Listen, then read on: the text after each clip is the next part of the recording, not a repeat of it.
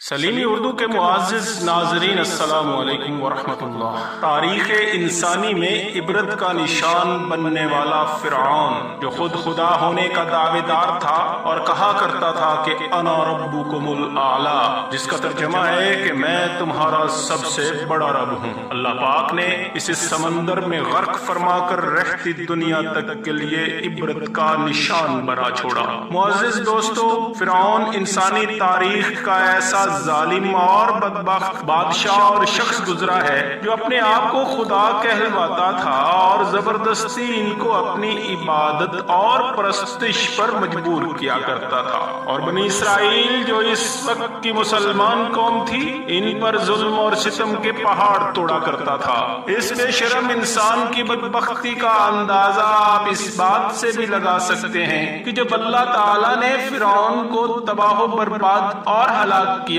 تو اس کو نہ تو زمین نے قبول کیا اور نہ ہی پانی نے، اور فرعون کی لاش تمام فرعونوں کے لیے عبرت کا نشان تا قیامت رہے گی اور سڑتی اور گلتی رہے گی۔ آج ہم آپ کو بتانے جا رہے ہیں کہ فرعون نے کس سے شادی کی اور اس کی شادی کیسے انجام پائی، اور کیسے اس نے مصر کی سب سے خوبصورت ترین عورت سے شادی کی، اور اس کے کتنے بچے تھے، اور اللہ تعالیٰ نے اس کائنات کے سب سے بڑے کافر کی بیوی کو کیسے جنت عطا فرمائی، اور اس عورت نے ایسا کون سا کام کیا تھا کہ اللہ پاک نے اسے جنت عطا فرمائی۔ اور بعض روایات کے مطابق نبی پاک صلی اللہ علیہ وسلم کی زوجیت بھی جنت میں نصیب فرما دی۔ تفصیلات میں جانے سے پہلے آپ لوگوں سے گزارش ہے کہ میرے چینل کو لائک، سبسکرائب اور گھنٹی کے بٹن کو بھی دبائیں تاکہ ہر آنے والی نئی ویڈیو آپ تک بآسانی پہنچ سکے۔ معزز ناظرین، فرعون جب مصر کا بادشاہ بنا تو اس نے ظلم و ستم کے پہاڑ توڑ دیے، اور جب اس نے شادی کرنے کا ارادہ کیا تو مصر کی خوبصورت ترین عورت سے شادی کرنا چاہی۔ اس خوبصورت ترین عورت کا نام حضرت آسیہ تھا۔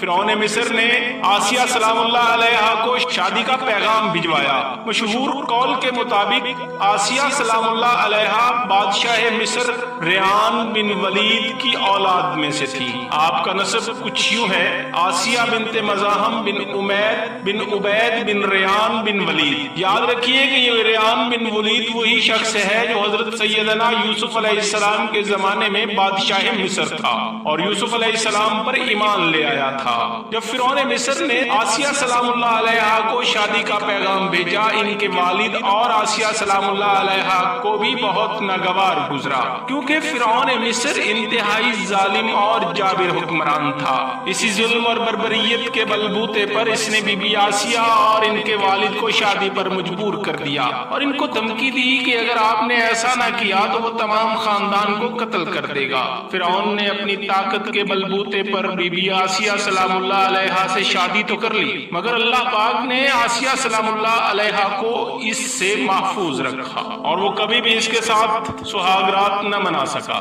مفسرین لکھتے ہیں کہ شادی کی پہلی رات فرعون مصر حضرت آسیہ سلام اللہ علیہا کے کمرے میں داخل ہوا تو اس پر نیند کا ایسا غلبہ طاری ہوا کہ وہ پوری رات بے سود سویا رہا، اور بعض مفسرین کا خیال ہے کہ اللہ تعالیٰ نے اس بدبخت کو ہمیشہ کے لیے نامرد بنا کر اسے عبرت کا نشان بنا دیا، اور یوں اللہ پاک نے حضرت آسیہ کی عفت اور پاک دامنی کو اس بدبخت سے محفوظ رکھا۔ اور بعض روایات میں یہ بات بھی درج ہے کہ اللہ پاک نے بدبخت فرعون کو ایک ایسی بیماری میں مبتلا کر دیا تھا کہ طبیبوں نے اس کو ہم بستری سے ہمیشہ کے لیے روک دیا تھا، کیونکہ آسیہ سلام اللہ علیہا اس خاندان سے تھی جس کا بادشاہ ریان بن ولید حضرت یوسف علیہ السلام کے ہاتھوں اسلام قبول کر چکا تھا، اور آسیہ سلام اللہ علیہا انتہائی پاک دامن اور نیک خاتون تھی، اور یہ بھی ان کی کرامت تھی کہ فرعون ان کی قربت حاصل نہ کر سکا۔ معزز دوستو، اب آتے ہیں فرعون کی اولاد کی طرف کہ اس کی کتنی اولادیں تھیں۔ بعض روایات میں فرعون کی ایک بیٹی کا ذکر ملتا ہے، اور وہ بھی کوئی تحقیق شدہ بات نہیں کہ فرعون کی کوئی بیٹی تھی، بلکہ مفسرین نے لکھا ہے کہ جس لڑکی کو اس نے بیٹی بنا کر رکھا تھا وہ لے پالک تھی، یعنی کسی سے لے کر پالی گئی تھی، کیونکہ آسیہ سلام اللہ علیہا کو اللہ اللہ پاک نے اس بدبخت فرعون سے محفوظ رکھا تھا، اور دوسری بات کہ وہ شادی کے قابل بھی نہیں رہا تھا، اس لیے ان کی کوئی اولاد تھی نہیں۔ اب بات کرتے ہیں کہ کائنات کے سب سے بدبخت کافر کی بیوی حضرت آسیہ سلام اللہ علیہ کو اللہ پاک نے جنت میں نبی پاک صلی اللہ علیہ وسلم کی زوجیت کے لیے کیوں منتخب فرمایا، اور آسیہ سلام اللہ علیہ نے ایسی کون سی نیکی انجام دی تھی کہ فرعون کی بیوی کو اللہ تعالیٰ نے جنت میں اعلیٰ مقام دیا۔ فرعون نے ایک رات خواب دیکھا، اس کا محل نیست و نابود ہو چکا ہے، اور وہ تھر تھر کانپنے لگا اور وہ ڈر چکا تھا۔ اس نے نجومیوں سے اس کی تعبیر پوچھی تو انہوں نے کہا کہ بنی اسرائیل میں ایک ایسا بچہ پیدا ہونے والا ہے جو تیری سلطنت کو نیست و نابود کر دے گا۔ چنانچہ اس نے بنی اسرائیل کے بچوں کو قتل کرنا شروع کر دیا اور لڑکیوں کو چھوڑ دیا۔ حضرت آسیہ سلام اللہ علیہ کو یہ اعزاز بھی حاصل ہے کہ آپ نے سیدنا موسیٰ علیہ السلام کا نام بھی رکھا۔ حضرت سیدنا موسیٰ علیہ السلام کی والدہ نے فرعون کے سپاہیوں کے ڈر سے آپ کو ایک صندوق میں رکھ کر دریا میں ڈال دیا۔ دریا سے ایک نہر فرعون کے محل کے پاس سے بہتی تھی۔ یہ صندوق بہتا ہوا اس نہر میں چلا گیا۔ فرعون نے حکم دیا کہ اس محل میں لا کر کھولا جائے۔ جب صندوق کھولا گیا تو اس میں ایک خوبصورت بچہ نکلا۔ قبطی زبان میں پانی کو منہ اور درخت کو سا کہتے ہیں۔ یہ صندوق پانی اور درختوں کے درمیان پایا گیا تھا، اسی وجہ سے حضرت آسیہ نے آپ کا نام موسیٰ رکھا۔ حضرت موسیٰ علیہ السلام بچپن میں جب حضرت آسیہ کی گود میں آئے تو آپ نے حضرت سیدنا موسیٰ علیہ السلام کے چہرے میں نور نبوت دیکھ کر انہیں اپنا بیٹا بنا لیا، اور فرعون سے کہا، اسے قرآن پاک میں یوں بیان فرمایا گیا ہے، ترجمہ، اور فرعون کی بیوی نے فرعون سے کہا کہ یہ بچہ میری اور تمہاری آنکھوں کی ٹھنڈک ہے، اسے قتل نہ کرو، کچھ بعید نہیں کہ یہ ہمیں فائدہ پہنچائے یا ہم اسے بیٹا بنا لیں۔ اور یہ فیصلہ کرتے وقت انہیں انجام کا پتہ نہیں تھا۔ اس پر بدبخت فرعون نے کہا کہ اسے تم رکھ لو، مجھے اس کی کوئی حاجت نہیں۔ حضور صلی اللہ علیہ وسلم کا فرمان ہے، اگر آسیہ کی طرح فرعون بھی اس بات کا اقرار کرتا کہ یہ بچہ اس کی آنکھوں کی ٹھنڈک ہے تو ضرور اللہ پاک اسے ہدایت فرما دیتے، جیسے حضرت آسیہ کو فرمائی تھی۔ آسیہ نے موسیٰ کو اپنا فرزند قبول کر کے در حقیقت انہیں ان کی حتمی موت سے بچا لیا اور بنی اسرائیل کی نجات کا سامان فراہم کیا۔ حضرت موسیٰ علیہ السلام کے عہد نبوت پر فائز ہونے کے بعد سب سے پہلے حضرت آسیہ ان پر اور خدا پر ایمان لائیں۔ جادوگروں کے سحر اور حضرت موسیٰ علیہ السلام کے معجزے کی سنسنی خیز مقابلے سے حق ظاہر ہونے کے بعد جہاں جادوگروں کو دولت ایمان نصیب ہوئی، وہیں آپ کو اس مقابلے کا حال معلوم ہوا تو آپ کے دل میں بھی فوراً حق کا نور چمک اٹھا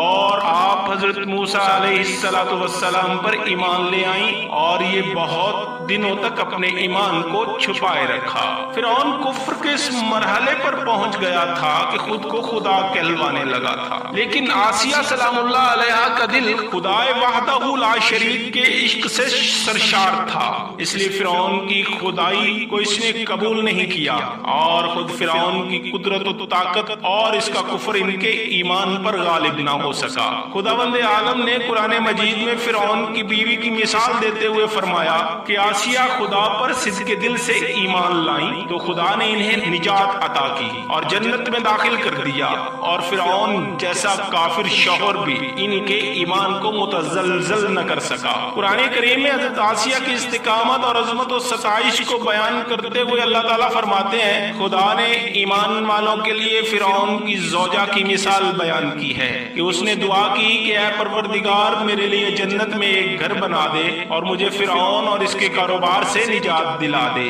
اور اس پوری ظالم قوم سے نجات عطا کر دے۔ قرآن کریم کی نظر میں حضرت آسیہ حق کی شناخت اور بصیرت سے آگاہ تھیں۔ انہوں نے نہ صرف یہ کہ اپنی شجاعت اور بہادری کے ساتھ اپنے کافر شوہر کی پیروی نہیں کی، بلکہ اپنے عقیدہ و ثقافت میں بھی پوری طرح آزاد تھی۔ اس لیے قرآن کریم نے آسیہ کو مومنین کے لیے اسوہ و نمونہ قرار دیا ہے۔ آسیہ سلام اللہ علیہ ایک شجاع اور بہادر اور حق پرست خاتون تھی۔ اس خدا پرست خاتون کے ایمان راسخ اور شجاعت و دلیری نے انہیں ایسی منزل پر فائز کر دیا تھا کہ بارگاہ الہی کے مخلص بندے جنت میں ان کا مقام و مرتبہ دیکھ تعجب کریں گے۔ جب فرعون کو آسیہ کے ایمان کے بارے میں خبر ملی تو اس نے بہت زیادہ کوششیں کی تاکہ کسی نہ کسی طرح انہیں راہ راہ راست سے ہٹا سکے، لیکن وہ ایسا نہ کر سکا، اور آسیہ نے بھی اس کی تمام کوششوں کو ناکام بنا کر صرف خدائے واحد کی عبادت میں مصروف رہی۔ حضرت آسیہ نے حضرت موسیٰ علیہ السلام کی حقانیت کو ثابت کرنے کے لیے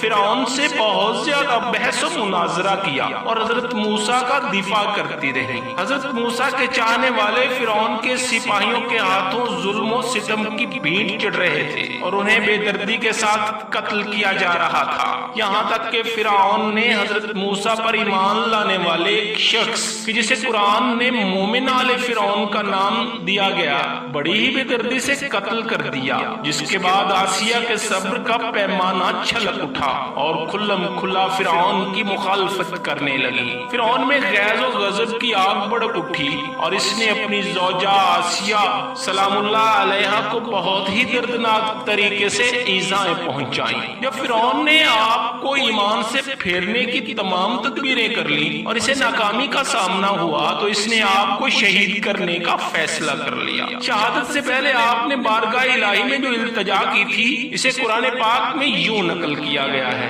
اے میرے پروردگار، میرے لیے اپنے پاس جنت میں ایک گھر بنا دے اور مجھے فرعون اور اس کے عمل سے نجات دے دے اور مجھے ظالم لوگوں سے بھی نجات عطا فرما۔ بعض روایات میں آیا ہے کہ فرعون نے حضرت آسیہ کو مصر کے تپتے ہوئے سورج کے نیچے زمین پر لٹا کر 4 کیلیں ٹھونک دی اور سخت ایذائیں پہنچائیں، اور روایات میں یہاں تک آیا ہے کہ بدبخت فرعون نے آسیہ سلام اللہ علیہا کو اتنا تشدد کیا ان کے کپڑے پھٹ گئے اور ننگا مصر کے بازاروں میں گھمایا، لیکن اللہ پاک نے ان کی حفاظت فرمائی۔ فرعون نے اپنے کارندوں سے کہا کہ ایک بڑی چٹان لاؤ، اگر چٹان دیکھ کر بھی یہ ایمان پر قائم رہتی ہے تو پھر چٹان اس پر گرا دو، اور اگر ایمان سے پھر جاتی ہے تو یہ میری بیوی ہے، اسے مت مارنا۔ چنانچہ جب آپ کے سامنے چٹان لائی گئی تو آسمان کی طرف آپ کو اپنا جنتی محل نظر آیا، جس سے آپ کے عزم اور استقلال میں اور بھی اضافہ ہو گیا،